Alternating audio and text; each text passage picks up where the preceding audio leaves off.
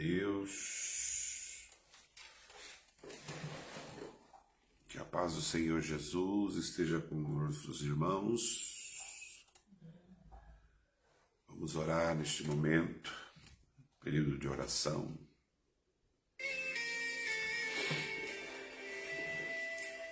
Pai, neste momento, meu Deus, nós, diante de Deus,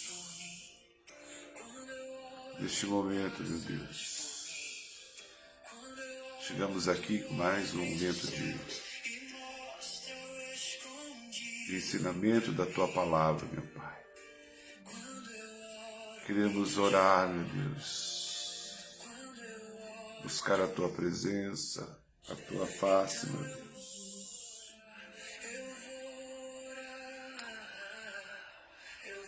Senhor Deus, nos ensina a orar. Nos colocamos diante do Senhor nessa noite, pedindo ao Senhor Jesus que nos capacite, Senhor, pelo poder do Teu Espírito Santo, meu Deus. Nos ensina, meu Pai, a buscarmos a Tua presença, meu Pai. Eu creio que através do Seu Espírito Santo, meu Deus, nós estaremos, meu Deus, envolvidos pelo poder da Tua glória. Pai, neste momento, meu Deus, perdoa os nossos pecados, meu Deus. Senhor, se revela-nos. Precisamos de Tua revelação, Senhor. Precisamos do Teu mover, da Tua glória, Senhor Jesus. Que o Teu Espírito Santo possa nos ensinar a nos levar à presença de Deus. Pai, queremos ser envolvidos pela Tua presença, meu Pai. Eu creio, meu Deus, que nós vamos buscar a Tua presença, Senhor, buscar a Tua face, buscar o Teu querer. Neste momento, meu Deus, entra nessa live, meu Pai. E o mover da Tua glória, Senhor Jesus, possa se revelar através das Escrituras, do nosso entendimento, a nossa fé no nosso coração, meu Pai. Nós queremos ser envolvidos pela Sua glória, meu Pai. Queremos ser tocados pela Tua presença, Pai.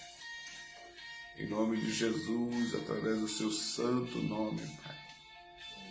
Visita neste momento, meu Deus querido. Através do Seu querer, através da Sua glória, através do manifestar das Tuas mãos, através do Teu olhar, através da Tua visão, Senhor Jesus. Nós queremos ser impactados pelo poder da Tua glória, Pai. Que o Teu nome seja glorificado, que Deus seja exaltado. Que Deus, nessa noite, Pai, possa derramar do Seu Espírito Santo nessa transmissão. Que possamos, meu Deus, ser impactados pelo Espírito Santo. Que possamos ser impactados pela unção que vem do Teu nome poderoso. Só o Senhor tem poder de habitar nos corações. Senhor, nós somos o templo do Espírito Santo. E aonde habita o Espírito Santo de Deus. Senhor, nesta noite, Pai, cobre-nos com Teu querer. Cobre-nos com Tua mão forte, meu Deus. Oh Deus, Toma, Senhor, a frente, Senhor, desta causa, Pai. Toma a frente deste ministério, meu Pai. Que sejamos fortalecidos através da mensagem do Evangelho, através do poder e da glória que vem do alto, Pai. Nós cremos, meu Deus. Nós cremos no poder que vem do alto, Pai. Do Pai das luzes, daquele que entrou em nossas vidas, através do poder do Evangelho de nosso Senhor e Salvador Jesus Cristo. Senhor, neste momento eu venho clamar, meu Deus, pela igreja do Senhor Jesus na face da terra. Viemos clamar para que a glória de Deus possa, Senhor, se manifestar na vida do pecador, a qual eu sou um dos principais. Senhor, meu Deus, neste momento eu clamo a Ti, Senhor Deus. Guia, Senhor, os passos, guia, Senhor, o caminho dos meus irmãos, que cada um seja impactado pelo poder da Sua mensagem, pelo poder das Tuas palavras, Senhor. Senhor, meu Deus, tem misericórdia de nós. Que possamos, meu Deus, receber a mensagem do Evangelho de nosso Senhor e Salvador Jesus Cristo. Toca, Senhor, naquela mente que está vaga, Senhor. Toca naquele coração que ainda está, Senhor, meu Deus, longe da Tua presença. Toca, Senhor, no coração que precisa ser transformado, meu Deus. Que cada coração possa ser transformado pelo Teu poder, meu Pai. Ó Espírito Santo da verdade, venha usar, meu Deus, cada coração no poder da Tua vontade, no poder do Teu querer, do Teu agir, do Teu trabalhar, Senhor Jesus. Eu te peço, Deus, guia, Senhor, guia, Senhor. Guia, Senhor, a Tua igreja. Guia, Senhor, cada um dos Seus filhos, Pai.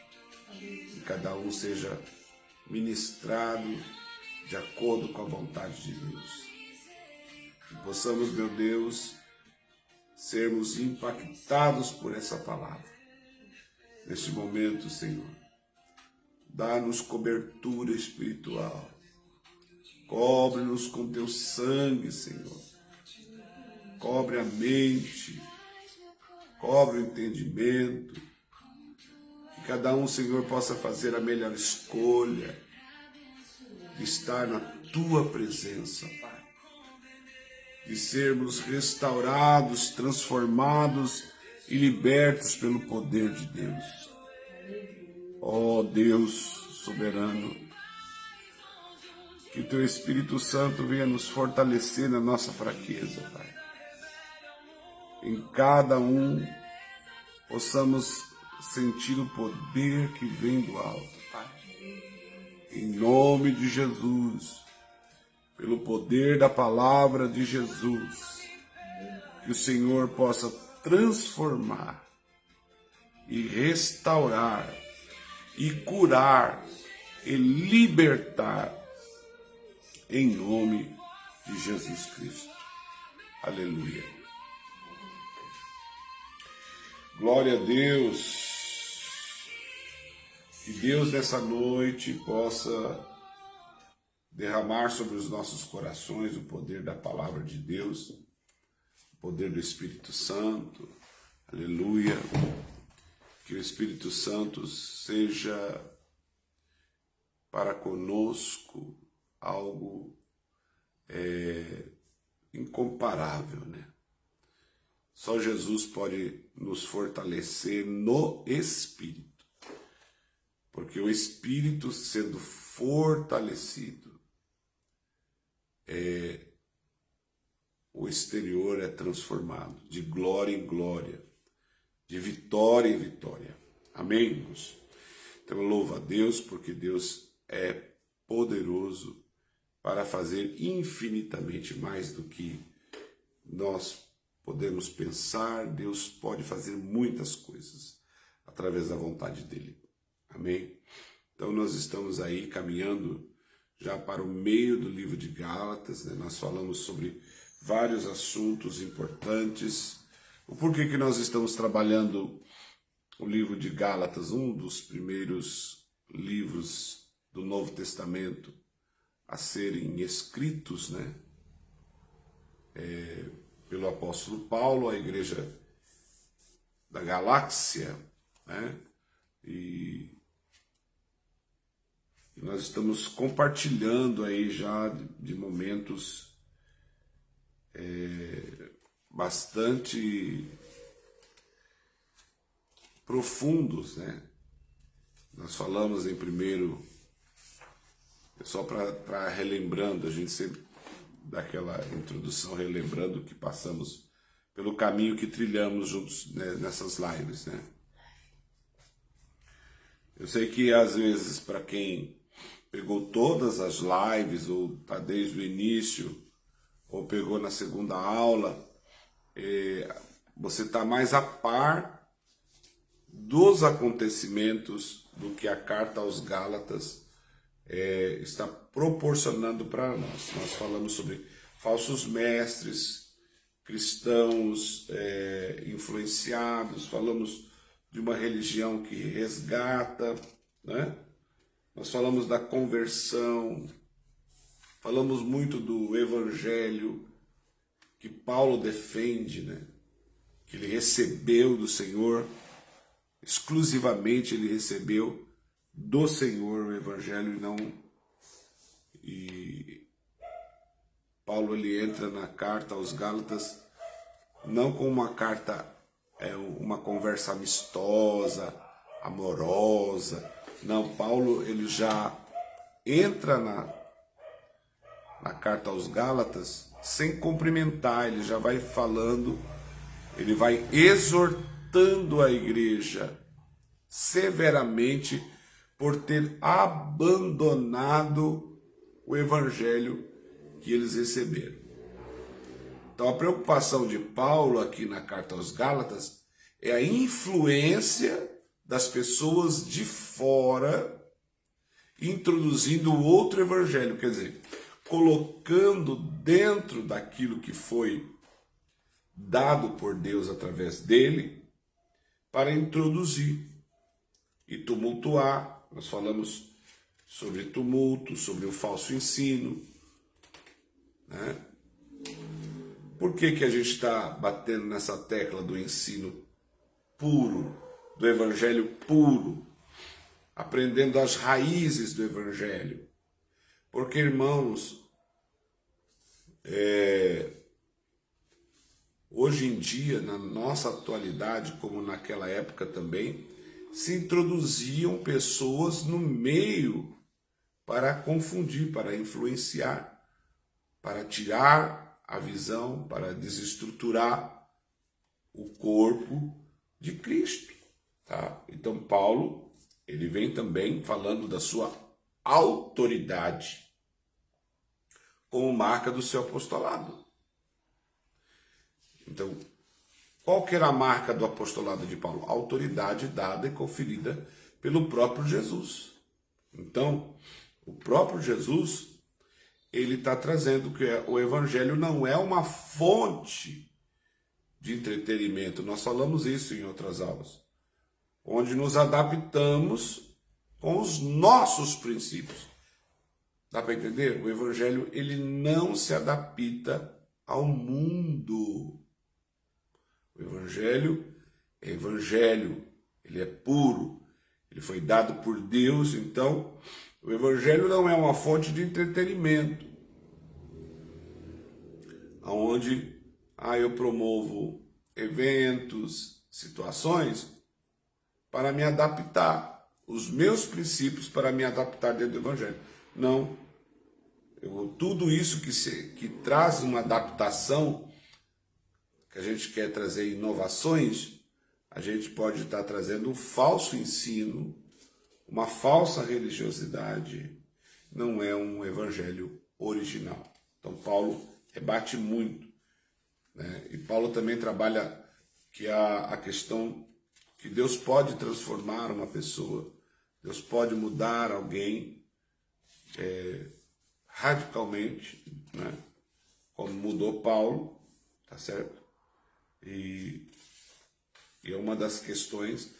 Paulo também, ele passa por um período de confronto com até mesmo os de dentro, né?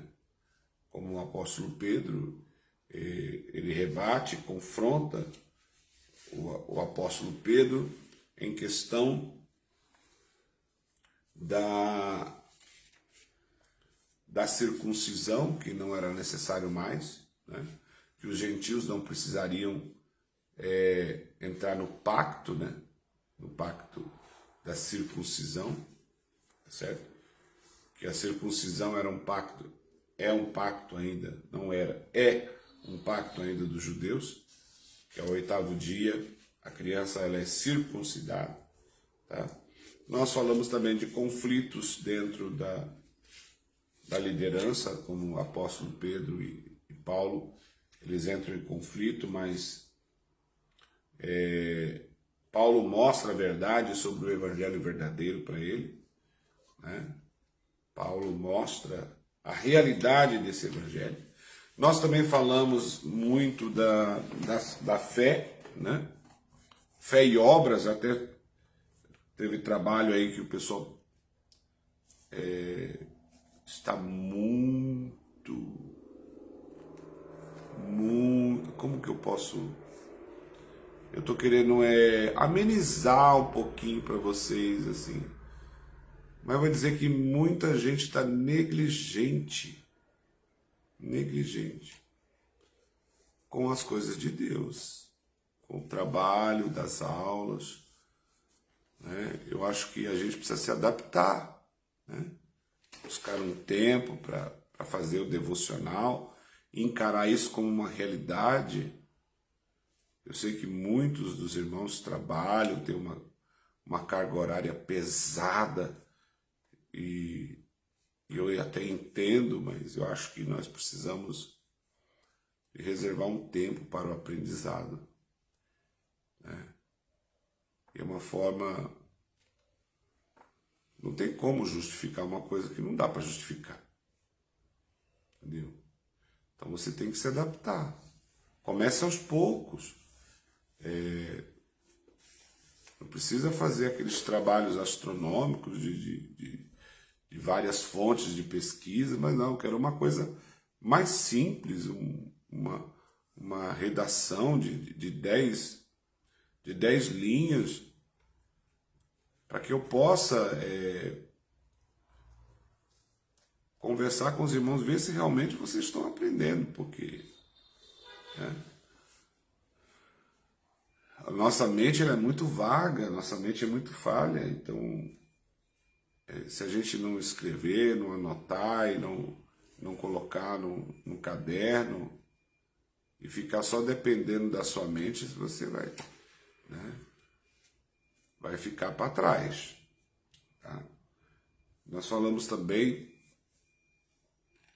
que somos justificados pela fé, falamos da lei, né? E das obras, né? Falamos de um trabalho aí que é muito importante, coisa simples, né? Que só duas pessoas me entregaram, duas, da fé salvífica. O que é fé salvífica, né? Então, falamos sobre fé e obras, né? Outro trabalho que foi deixado também aí, né? Então, eu vou pedir aos amados irmãos que dê um pouquinho de consideração, não com o pastor que está aqui, Porque eu estou aqui pela graça de Deus até a hora que Deus achar que eu esteja, né? Também, se Deus quiser tirar, fica na graça dele. Mas enquanto eu puder estar falando, e a minha função é estar falando, a minha função é estar puxando a orelha, a minha função é estar criticando, exortando vocês a que façam a vontade de Deus. Né? Até que se conhece a árvore pelos frutos. Né? O que nós precisamos aprender aqui? Que o evangelho é o quê? Qual é a definição de evangelho? Vamos lá, irmãos. O que significa o evangelho? Vamos compartilhar. Né? Nós falamos tanto sobre o evangelho, sobre fé. Né? Glória a Deus. Sejam bem-vindos todos os irmãos. Né? Nós estamos falando de fé já há um bocado de tempo. Né? Literalmente, boa nova. Né? Boa nova do quê? Boa notícia. Qual é a notícia que você espera? Boas novas do quê?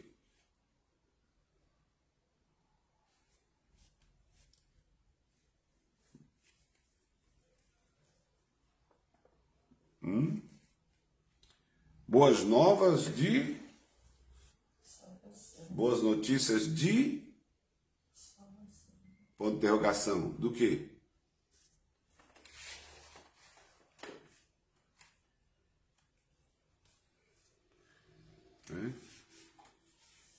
O evangelho é muito mais do que uma boa notícia.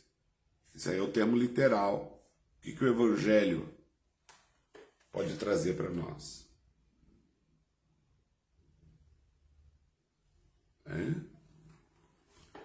Deus, boas notícias de Deus, obedecer à palavra da parte de Deus, boas novas de salvação, salvação que vem de Deus. Me cita algum texto bíblico sobre boas novas. Então, nós precisamos ter um caráter espiritual. E esse evangelho transforma. O que é essa salvação? O que é essa boa notícia? Eu cheguei, eu vim, novidade de vida eterna, muito bem. Boas novas de salvação. Né? Então, eu estou trazendo o argumento para vocês. Estou trazendo... Você é o apologista. O que é apologista? Aquele que vai defender. Paulo, aqui ele está defendendo o evangelho que ele recebeu de Deus. Eu quero saber se eu e você, nós podemos defender a nossa fé. Defender a nossa fé. Então, como é que nós vamos combater?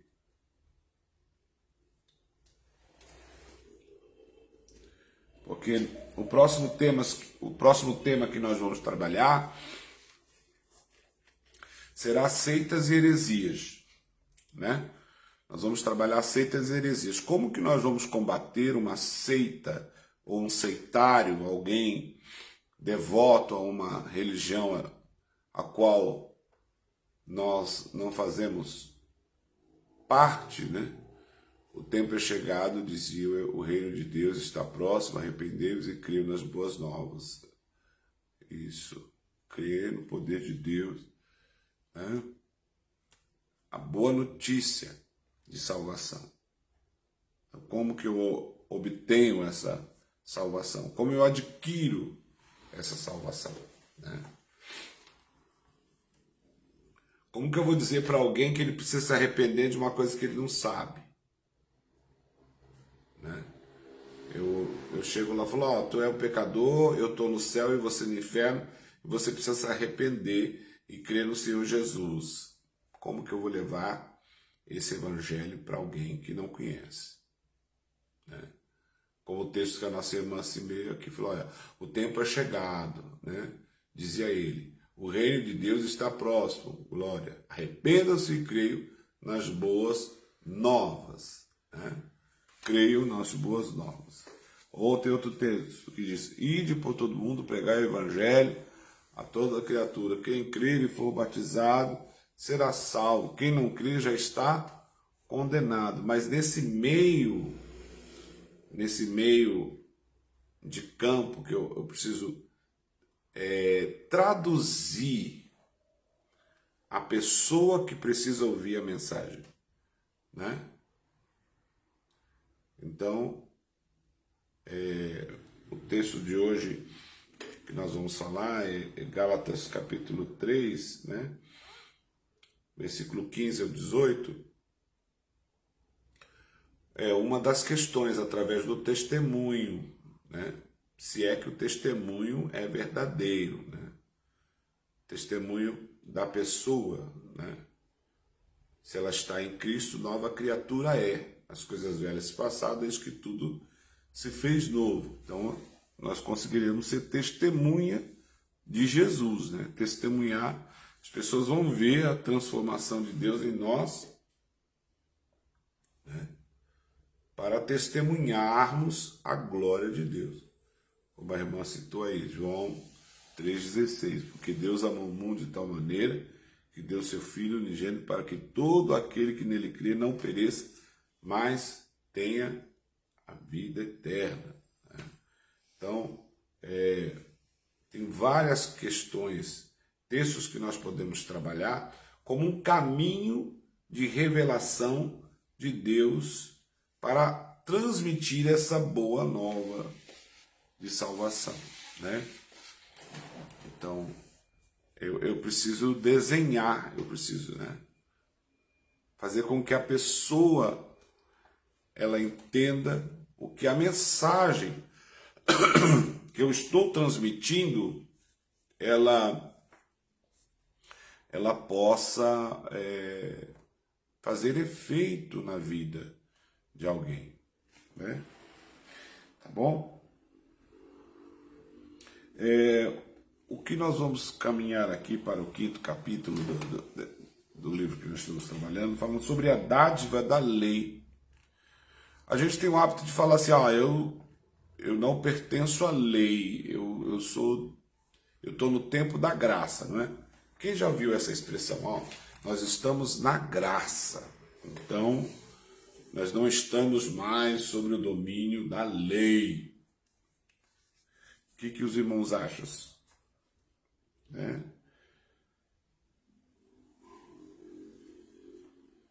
Então vamos ler o texto bíblico? Vamos lá?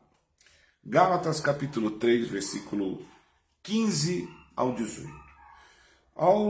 Irmãos, humanamente falando, ninguém pode anular o testamento depois de ratificado, nem acrescentar-lhe algo.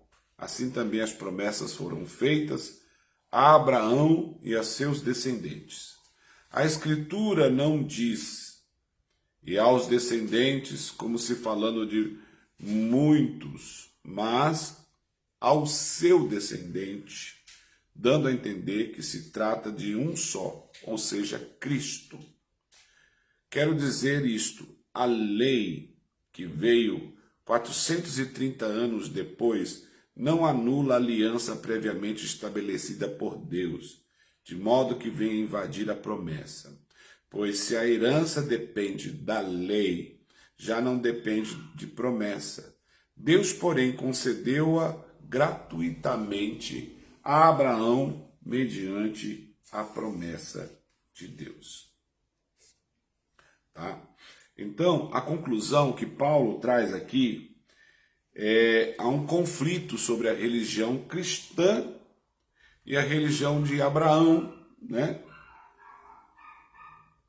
sobre a religião cristã e o Antigo Testamento. Aqui fala da questão do Novo Testamento, trazendo Cristo para anular o Antigo, né, Testamento, mas o que o Paulo está trazendo aqui no livro de Gálatas? Olha, um testamento, depois que ele é ratificado, ele não pode ser anulado e nem acrescentado nada. Por exemplo, se você vai deixar um testamento de herança, você contrata um advogado, faz ali um contrato dizendo, olha, eu vou deixar tudo isso aqui, e registra em cartório, aquilo ali é o seu testamento.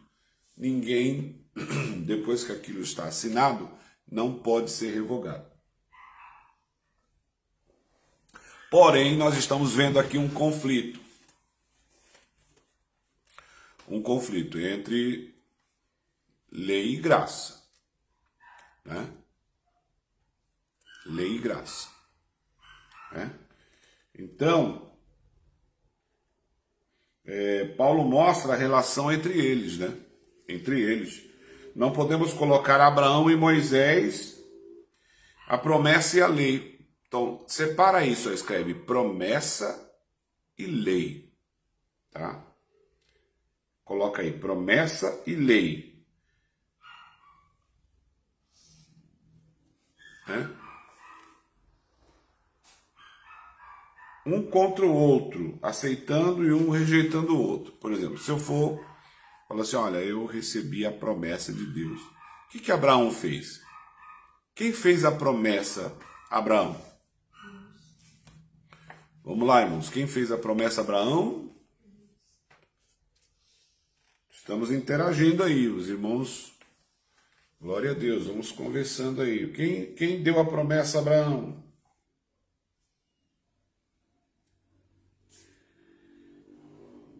Hã? Aleluia, aleluia. Quem fez a promessa a Abraão?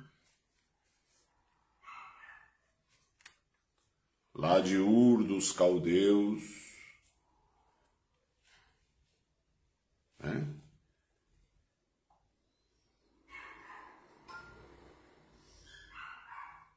Então nós não podemos colocar. Deus deu a promessa. Muito bem. Deus deu a promessa. Tá? E a lei, Deus deu a quem? Quem foi o mediador da lei?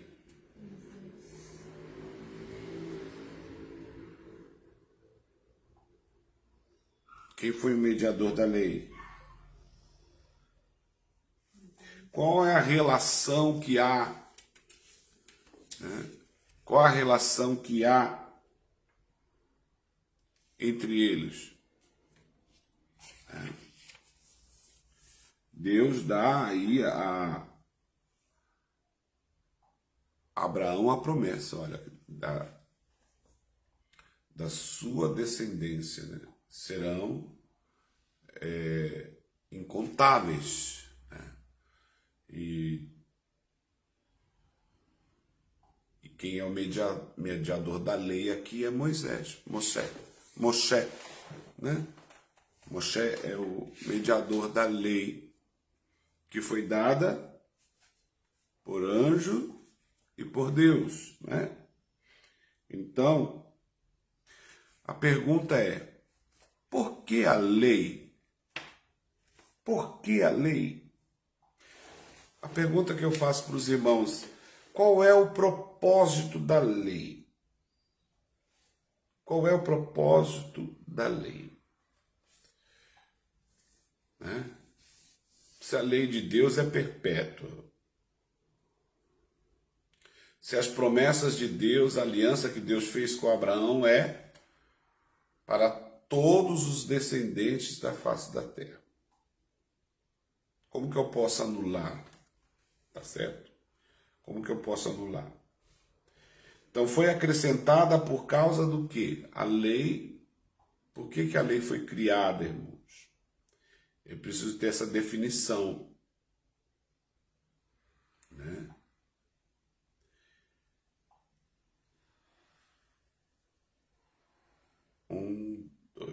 qual era o propósito da lei? Uma pergunta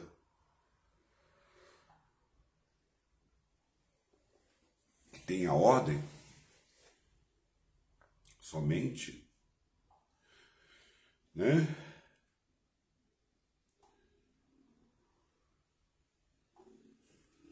Por causa a lei, coloca aí, a lei foi acrescentada por causa das transgressões.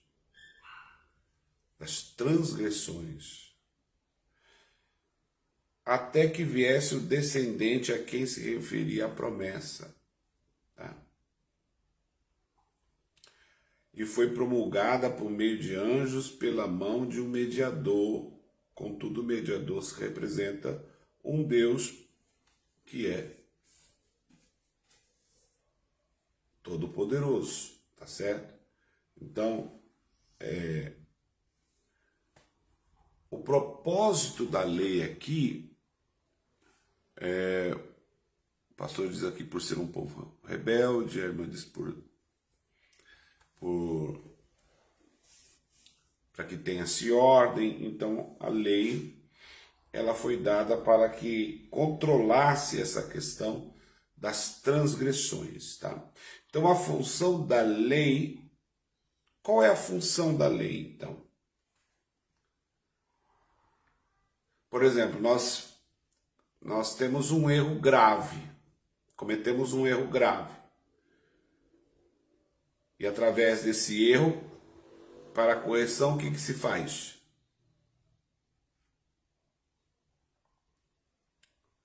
A lei, o que ela faz?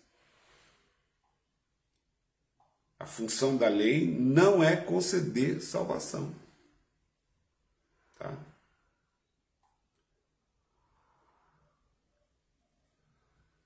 Tá? Então, a função da lei era o quê? Condenar. Não salvar. Entendeu? Então, qual é o propósito da lei? Ela foi acrescentada por causa das transgressões.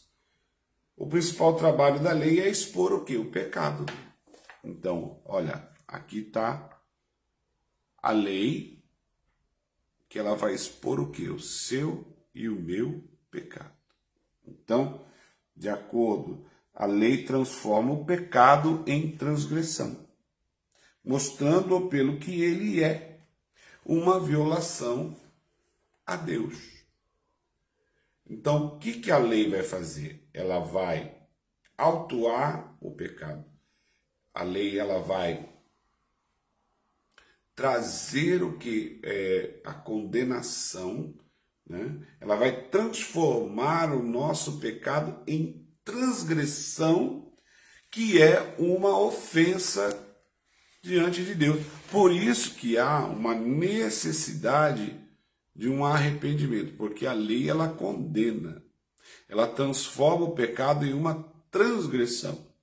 Então, eu automaticamente eu me considero um pecador sem salvação, tá? Então a lei ela me traz isso, tá? A lei pretendia tornar clara a natureza pecaminosa do pecado, como uma revolta contra a vontade de Deus. Essa era a função da lei. A lei era ruim? Não. Mas a lei ela condena o quê? O pecado e o transforma em transgressão e uma agressão, ofensa diante de Deus. Por isso que quando nós pecamos, nós nos entristecemos, ficamos tristes e entramos em condenação, em um conflito condenativo por causa do pecado que está em nós, por causa da transgressão. Então a lei ela entra nessa função de condenar e transformar o nosso pecado em uma transgressão contra a divindade, contra Deus. Tá certo? Então, a lei pretendia claramente dar assim essa natureza pecaminosa do pecado como uma revolta diante de Deus, né? Contra a autoridade de Deus. E foi acrescentado até que viesse, então, até que viesse Jesus, o povo estava debaixo dessa transgressão. Por isso que o Paulo escreve lá em capítulo 3, versículo 23 de Romanos, todos pecaram e destituídos estão da glória de Deus. Porque a lei não conseguia salvar, a lei não conseguia justificar, a lei ela condena, ela mostra, ela denuncia o pecado e transforma esse pecado contra uma violação direta de Deus, a santidade de Deus. Tá? Entendeu? Então, a lei vislumbrava Cristo, o descendente de Abraão, como aquele pelo qual a transgressão seria perdoada. Então, aí entra Jesus, né? Aí o texto que a nossa irmã leu, colocou lá em cima, lá, porque Deus amou o mundo de tal maneira que deu o seu Filho unigênito, para que todo aquele que nele crê não pereça, mas tenha a vida eterna. Então, a partir do amor de Deus, através da pessoa de Jesus, aquela transgressão, aquela ofensa do pecado que estava sobre nós, Cristo nos perdoa quando há um arrependimento real, certo? Então, o representante, aliás, da promessa que foi dada a Abraão para o descendente que viria para trazer salvação, tá? Então, eu achei interessante que até Cristo as pessoas viviam, até hoje as pessoas vivem debaixo da lei, até chegar Cristo, né?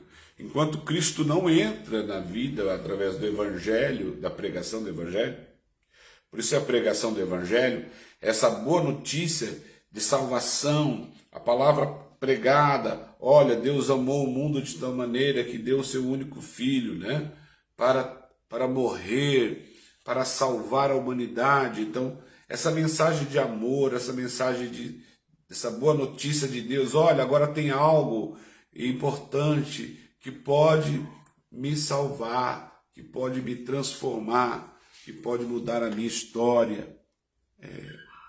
Cristo, boa notícia.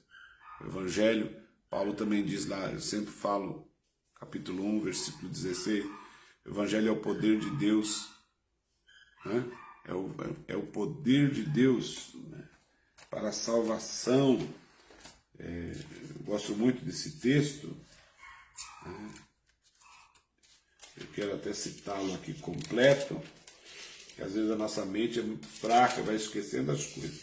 Se a gente não treina, a gente fica esquecido, né? Olha o que o versículo 16 diz, Romanos 1,16.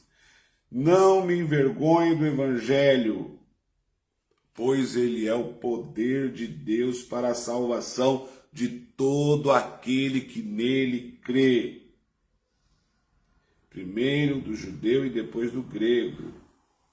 Pois nele se descobre a justiça de Deus de fé em fé, como está escrito, o justo viverá pela sua fé. Então, olha que poder que tem esse texto. Quando Paulo escreve aos irmãos de Roma, capítulo 1, porque não me envergonho do Evangelho, pois ele é o poder de Deus para a salvação de todo aquele que nele crê. Então, isso é fato, irmãos. Isso tem que estar na ponta da sua língua. Isso tem que estar decorado no seu coração, gravado nas tábuas do seu coração, né? A gente dá um grito de guerra, a gente grita, a gente esguela, mas a gente precisa declarar a palavra de vida para que as pessoas ouçam o que o Evangelho ele realmente tem poder para fazer. Então, nós vimos aqui que houve uma promessa e veio a lei, né? Então, a promessa de Abraão e a lei de Moisés, elas não anulam, né? Não anulam. Paulo ensina a verdadeira função da lei, que é confirmar a promessa e torná-la indispensável. Tá? E torná-la indispensável. Só depois que a lei tiver nos ferido, é o que acontece. Quando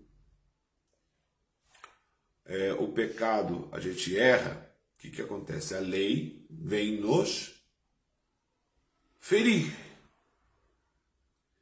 Então, de acordo com o meu pecado, por exemplo, o pecado que habita em mim, habitou em mim, ele feria a Deus. Então, o pecado está aqui. Então, a lei é executada. Eu falo, você está morto pelo pecado. Você está debaixo de transgressão e você está violando a Deus. Então isso me traz o quê? Uma tristeza. Falou assim, eu não obtenho mais salvação. Eu estou longe da glória de Deus. Eu estou fora da glória de Deus. Estou distante. Então é como se o pecado e a lei vem me ferir.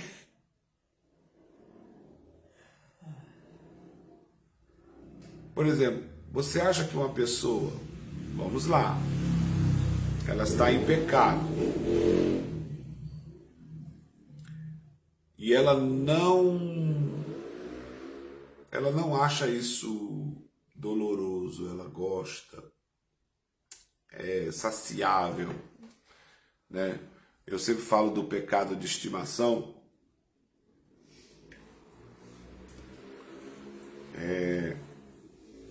Eu não consigo fazer com que esse pecado me cause danos para mim. Então eu vou pecando, e é bom, e é gostoso, e é maravilhoso pecar. E você vai pecando até o momento que aquilo muda e começa a te causar dor, a te causar sofrimento. É aonde que entra aí a graça e a misericórdia de Deus. Só depois que a lei tiver me ferido e nos destruído, é que vamos admitir a necessidade do Evangelho nos curar das nossas feridas. Até, você já viu, você pode se matar de falar para o seu filho. Você pode se matar de falar para o seu irmão, para o seu pai, para o seu avô, para a sua tia, para o seu vizinho, para o seu melhor amigo. E tá tudo bem, tá tudo maravilhoso. Olha, eu estou ganhando bem, eu tenho um bom salário, eu tenho meu carrão, eu tenho minhas boas economias, eu viajo, eu vou, eu faço, aconteço e vai. Não acontece nada. Né? É bem mais ou menos aquele texto do Salmo 73, quando Asaf, ele começa, Senhor, até parece que os que estão no mundo estão melhor que nós. Né? Às vezes dá até para a gente pensar, fala, puxa vida, por que será que os mundanos estão aí com os carrões, viajando, hotéis 5 estrelas, viajando para tudo quanto é lugar, gastando, vivendo a sua vida devassa, uau, tá maravilhoso. Até que... Então Deus mostrou para Asaf, entra na minha presença, Aí você vai ver a diferença do que é o ímpio e do que adora a Deus. Então, eu achei interessante esse texto que o nosso irmão trabalhou aqui, nós só admitiremos a necessidade do Evangelho para curar as nossas feridas só depois que tiver nos detido e nos aprisionado. Só alguém que se sentir encarcerado, falou, ó, eu não aguento mais essa vida, eu não suporto mais essa situação, né? A pessoa vai desejar, falou, eu não aguento mais, esse pecado está me sufocando, essa situação está me tirando da minha paz, eu não tenho mais alegria, eu não tenho paz em nada, eu vou acabar com a minha vida, eu vou destruir tudo, eu vou chutar o pau da barraca, eu não aguento mais. Só neste momento, depois que tiver você desejar que seja liberto, falar, eu quero sair dessa situação, eu não aguento mais, eu estou sufocado, é a mesma coisa você virar um escravo, você não conseguir, né? E você desejar, falar, olha, eu preciso de socorro, eu preciso de alguém, eu preciso buscar auxílio, porque muitas pessoas falam assim, olha, enquanto está tudo confortável, está tudo maravilhoso, né? Como nossa irmã disse, são alegrias passageiras, são situações que vão alimentando e a gente vai cativando isso vai alimentando. É uma coisa subsequencial, há uma necessidade de, sabe, de receber. Tem gente que, é que nem a internet, tem pessoas que estão em tratamento, porque se você posta uma foto e não recebe uma curtida, né? Uau, meu Deus, ninguém está vivendo, ninguém. Há uma necessidade de que as pessoas querem ser vistas, elas querem ser notadas, né? Então, aí entra o desejo que a pessoa precisa de uma libertação. Só depois que a lei tiver nos levado a perder a esperança em nós mesmos, quantas vezes nós perdemos a esperança? Em nós. É que cremos em Jesus. Não tem outro caminho, gente. Não tem outro caminho. Se você for olhar para a situação, você vai se perder. Se você for olhar, a pessoa, não foi com a sua cara. E daí que não foi com a sua cara? Entendeu? Estou preocupado com isso. Agora, Cristo, ele veio para o quê? Para salvar o que está perdido. Enquanto nós não nos sentirmos perdidos, sem esperanças em nós mesmos, é que começaremos a crer em Cristo Jesus, né? Então, o propósito de Deus através da promessa é trazer essa liberdade com que a lei nos aprisionou por causa do pecado. Então tem uma promessa de Deus que o descendente, ele vai o quê? Perdoar os pecados, transformar. Então aí a boa notícia de Jesus vai trazer transformação. O problema é que muitas pessoas separam a lei da promessa. Entendeu? Separam a lei da promessa. E eu não posso separar. Entendeu? Eu não posso separar. Então são dois estágios que eu preciso trazer para a minha vida. Por exemplo, eu vou citar um exemplo.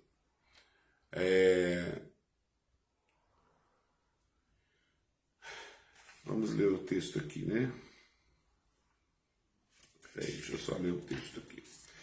Vamos ler o texto, abra comigo aí, Gálatas 23, 24. Os irmãos vão ver que interessante isso daqui. Isso é tão poderoso e é tão relacional na nossa vida. Às vezes acontece muito isso sobre nós, sabe? Que às vezes a gente fica remoendo o nosso passado, remoendo situações que nós já fomos libertos, mas estamos agindo como escravos. Né? Olha o que o texto diz. Versículo 23 do capítulo 3. Antes que viesse essa fé, estávamos sob a custódia da lei, nela encerrados, até que a fé que haveria de vir fosse revelada. Assim, a lei foi o nosso tutor até Cristo, para que fôssemos justificados pela fé. Né? Eu achei interessante isso daqui. Então, vou ler novamente. Eu vou ler em outra tradução aqui, peraí. Quero ler...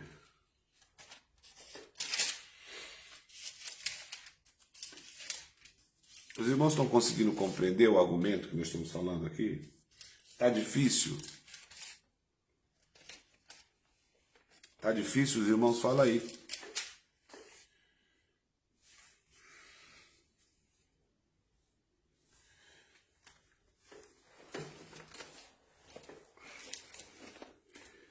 Olha aqui. Antes, porém, que a fé viesse, estávamos sob custódia da lei. Estávamos sob custódia da lei, encerrados para aquela fé que haveria de se manifestar. De maneira que a lei nos serviu de tutor para nos conduzir a Cristo, a fim de que pela fé fôssemos justificados. Glória a Deus.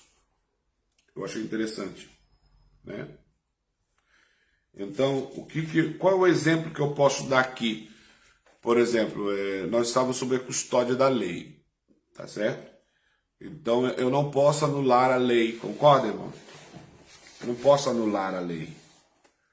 Então, o texto está dizendo que eu estava sob custódia. O que é custódia? Né? Eu estou em liberdade, mas porém estou escravo. Eu estou ainda sobre a lei, tá? E eu fiquei meditando num exemplo como que eu poderia dar para os irmãos. Paulo usa essa analogia clara para explicar a lei em primeiro, né? É uma prisão em que éramos mantidos cativos. Depois, um tutor cuja disciplina era dura e severa. Então, éramos colocados sob custódia. Quer dizer, estamos mantidos cativos, mas porém tem alguém cuidando da situação de olho em nós. Nós somos sob custódia. É alguém que disciplina, alguém que fica na nossa marca, é alguém, né? É que nem quando o pastor, alguém erra, né? Pisa na jaca, aí o pastor coloca lá em disciplina. O pastor coloca em disciplina e o pastor fica cuidando. Falou, ó, nesses meses você vai ter que orar, você vai ter que buscar a presença de Deus, você vai ter que fazer isso e aquilo, né? Para entrar no eixo. Então, eu estou sendo vigiado, eu estou sendo cuidado. Então, eu estou debaixo da lei, mas eu estou sob custódia, eu sou escravo, mas eu estou sob, por quê? Por causa do pecado que me escravizou. O pecado, ele tirou a presença, ele é uma agressão diante de Deus, que eu preciso do perdão de Deus para que essa ofensa não me bana da presença dele, ou eu não seja rejeitado da presença de Jesus. Então, Paulo está trazendo essa analogia aqui, ele está dizendo, olha, você está sob custódia, está encerrado, sob o mandamento de Deus, que não pode escapar. Então tem o tutor. O que o tutor faz? O tutor, ele é um guardião, um sentido mais literal. Geralmente, um escravo cujo dever era levar um menino à escola, buscá-lo normalmente, observar a sua conduta.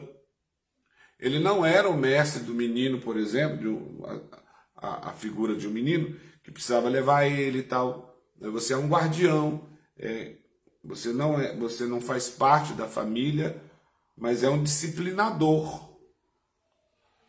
Tá? É um disciplinador. É como se fosse um carcereiro que cuida ali dos escravos, está certo?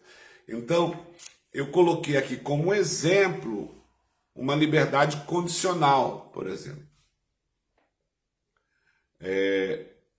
O tutor seria hoje, por exemplo, uma tornozeleira que é colocado, por exemplo, a pessoa ela fez uma transgressão, ele é escravo, ele está preso, mas ele está em liberdade condicional, vai ficar em casa, mas ele vai ficar com uma tornozeleira aqui e ele não pode sair da sua cidade, não pode sair do seu bairro, ele é limitado. É isso que a lei fazia conosco. Nós críamos em Deus, mas estávamos debaixo da escravidão, porque a lei me condenava, por causa do pecado que estava em mim, que ofendia não a mim, mas a Deus. Então, Paulo ele traz essa questão do que a lei pode fazer na vida de alguém. Tá? Então, essa expressão da lei e da promessa, porque existe a promessa que vem de Deus e a lei dada por Moisés faz com que as pessoas se sintam escravas. Então, há necessidade dessa lei, porque enquanto a pessoa não se sente que necessita da presença, que precisa de Deus, você acha, irmãos, que se tivesse tudo bem na nossa vida e eu não precisasse de nada, eu iria buscar a Deus? Eu iria precisar de Cristo? Quantas vezes a gente abandona Cristo por pequenas bolotas de porcos? A gente abandona as coisas de Deus por situações desta terra, coisas que não têm sentido. A gente abandona Deus. Então, a lei ela vem para o quê? Nos sinalizar, falar, tem pecado, há necessidade de perdão, há necessidade de restauração. Então, a lei é esse tutor. Então, ela vai te disciplinar, ela vai te corrigir por causa do pecado que está em nós. E até que nós não nos arrependermos e como que eu posso falar? Nos mentalizarmos que, olha, nós precisamos desse Deus, eu preciso de Jesus, eu vou até Ele, sabe? Às vezes o pecado está tão forte em nós que nós não conseguimos nem orar mais, porque há uma transgressão em nós. E às vezes nós já entramos no Evangelho, Paulo está dizendo, isso daqui, estava acontecendo com a igreja da Galácia. Paulo está dizendo, olha, vocês receberam o Evangelho da vossa salvação, vocês foram justificados pela fé e agora estão debaixo, voltando a viver como escravos. É isso que Paulo está contestando aqui. E ele está explicando, olha, uma verdadeira aula sobre a questão da lei. Então, eu preciso entender isso dentro da igreja. Senão, eu vou estar debaixo de acusação. Qualquer situação, eu não vou fazer isso porque eu estou debaixo de acusação. Eu não vou fazer aquilo porque eu não tenho força. Eu não vou fazer aquilo, mas não é o problema. O problema não é o evangelho. O problema não é o problema somos nós que criamos situações que nos escravizam. É a mesma coisa na questão das finanças. Né? Às vezes nós temos uma vida sossegada e começamos a gastar fora além daquilo que nós podemos pagar e fazemos compras que não conseguimos pagar, e depois parcelamos, usamos isso e aquilo vai virando uma bola de neve, aquilo vai virando uma bola de neve. O que é isso? A gente acaba se tornando escravo dessa situação. E para que a gente saia disso daí, a gente precisa de uma libertação. Através. Quem pode nos libertar? É Jesus.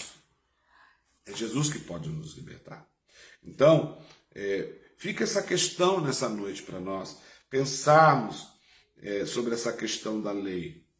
Então, só depois que tivermos nos ferido e nos destruído é que nos admitiremos a necessidade do Evangelho. Se o pecador ele não for destruído, ele não for tiver a necessidade no seu coração de uma salvação, de um Redentor, ele não vai conseguir ver o Evangelho. Como um dependente químico, quando ele diz não tenho forças, tem momentos que nós somos esse doido, é isso? Esse dependente, aliás. Parcialmente pode ser mais ou menos isso, né? Porque às vezes a dependência não é só dependência química, existem muitos tipos de dependência. Existe dependência emocional, existe dependência de várias situações, né? Então, a gente precisa começar a depender da presença de Deus. Chama Jesus, fala, Jesus, eu não consigo, eu não tenho força. Não lute com as suas forças, não lute com a sua bagagem, mesmo que você tenha 30, 40 anos de igreja. Cristo está sempre pronto para nos perdoar e quando há arrependimento, né? Sempre recomeça do zero. Se for necessário, comece de novo. Se você errou, volta lá atrás e começa de novo. Cristo nos dá essa oportunidade.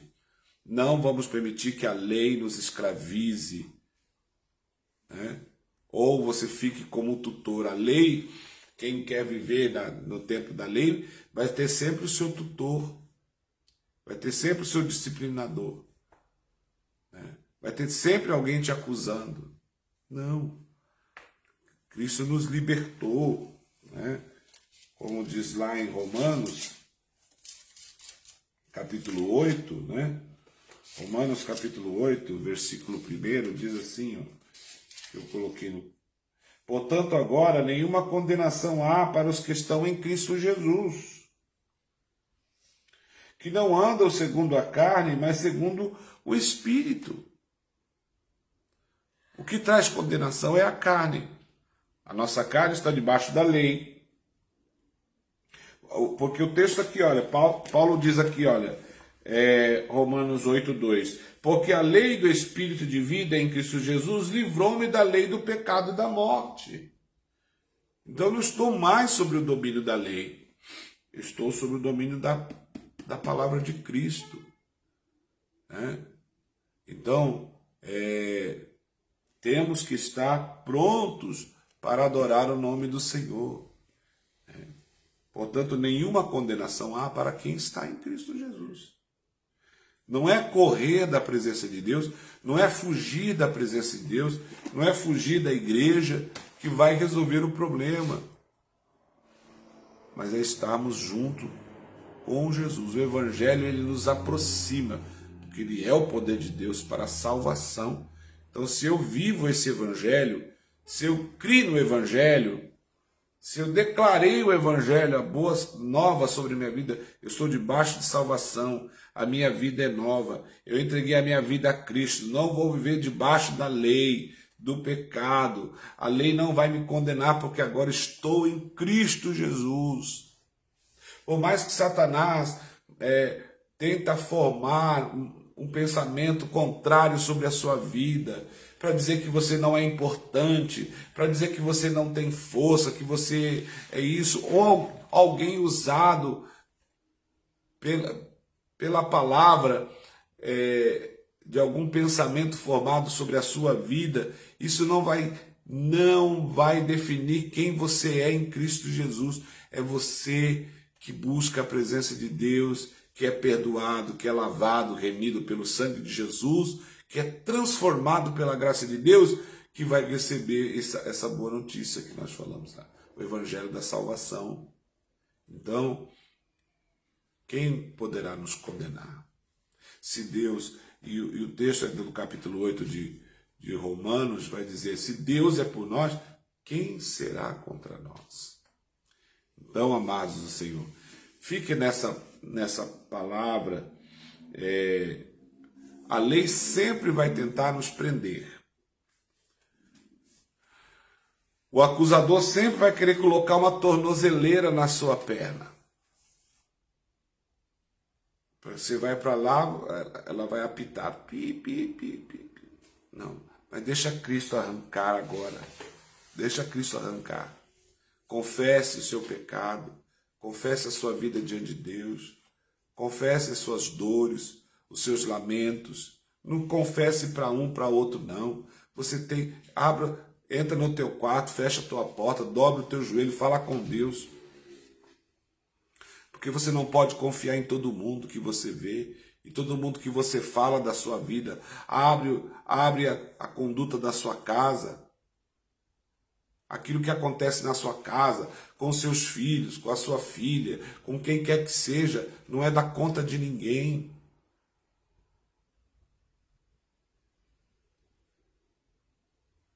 Dobre o seu joelho e fala com Deus. Porque Deus, Ele se inclina das alturas para ouvir a tua voz. E lá no secreto, Deus vai falar com você, vai perdoar o seu coração, vai declarar sobre a sua vida as bênçãos do céu. Então você não está mais debaixo do jugo da lei, mas a lei estava sobre o domínio da nossa vida enquanto nós estávamos no mundo. Hoje nós estamos em Cristo. Portanto, aquele que está em Cristo, nova criatura é. As coisas velhas se passaram, eis que tudo se fez novo. Deus abençoe você.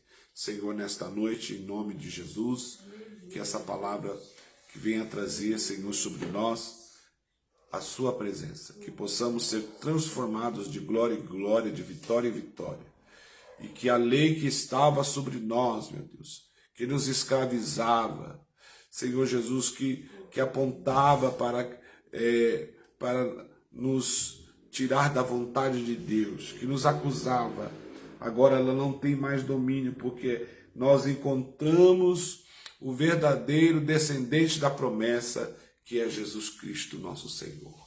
Jesus, salva a minha casa, salva meus filhos, salva a minha família, salva a casa dos meus irmãos, salva a família de cada um dos meus irmãos em Cristo Jesus. Que essa igreja, Senhor, seja um celeiro de pessoas salvas em Cristo Jesus, que não estão mais debaixo da lei, mas estão debaixo da promessa do Senhor Jesus Cristo.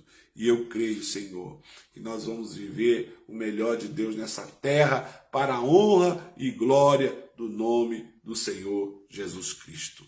Que a graça do nosso Senhor e Salvador Jesus, que as doces consolações do Espírito Santo e o grande amor de Deus, nosso Pai, seja com vocês desde agora e para todos sempre. Todos digam amém.